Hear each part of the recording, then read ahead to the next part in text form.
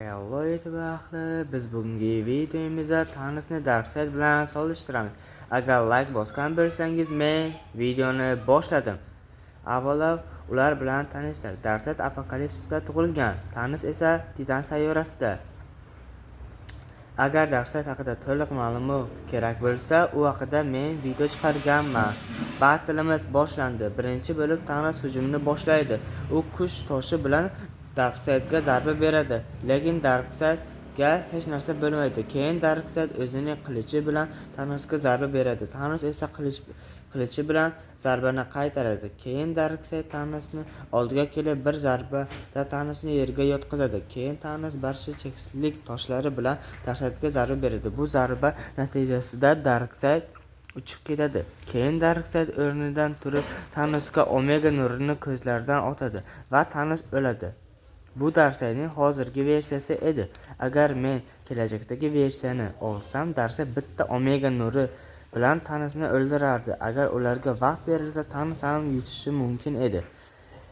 Qanday qilib deysizmi? Agar Darkseid Thanosni bilmasa, lekin Thanos bilsa, uning nozik nuqtalarini o'rgansa, Darkseidni yengishi mumkin. Lekin bu haqiqat emas.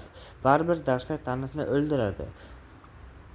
Agar Darkseidga ona qutilari bo'lsa, Thanosni xuddi Superman singari boshqara olardi.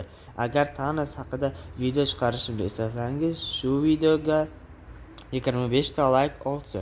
Videomiz shulardan iborat edi. Men post qo'ygan edim. Nega endi bu video chiqdi degan bo'lsangiz, men Superman yoki Thanosga qarshi Darkseid battlini qilmoqchi edim. Sizlar endi nima desa, ko'p ovoz bilan Darkseid va Thanos g'alaba qozondi va shuning uchun bu videoni men chiqardim. Shu video 25 ta like olishi lozim deb o'ylayman, mehnatga yarasha. Agar punktlar bilan solishtirsak, mening fikrimcha Darkseid bemalol Thanosni yenga oladi. Kuch, chizamlilik, aql, jangovar tajriba, yosh, shunaqa punktlar bilan Darkseid bemalol Thanosni g'alaba qozonadi. Kamida agar 7 ta punkt olsak, 6-1 hisobida bari Darkseid g'alaba qozonadi. Shuning uchun punktni men qo'yishmadim. Shunchaki ularni urushni o'zimdan tasavvuriy yaratib ssenariy yozganman. Videolarimiz shulardan iborat edi. Kelgusi videolargacha ko'rishguncha xayr. Qarang, yana qiziqarli videolarni men sizlarga postga qo'yaman. Qaysi videoni tanlasangiz o'shani men chiqaraman. Kamida bir 10-11 aprellar kuni yana yangi video chiqaraman. Va shu videoni agar kim ko'rsa, like bosib, kanalga obuna bo'lib, bitta komment yozib qo'ysa, men juda xursand bo'lar edim. Chunki hozirgi bizning eng katta maqsadimiz 1000 ta obunachi.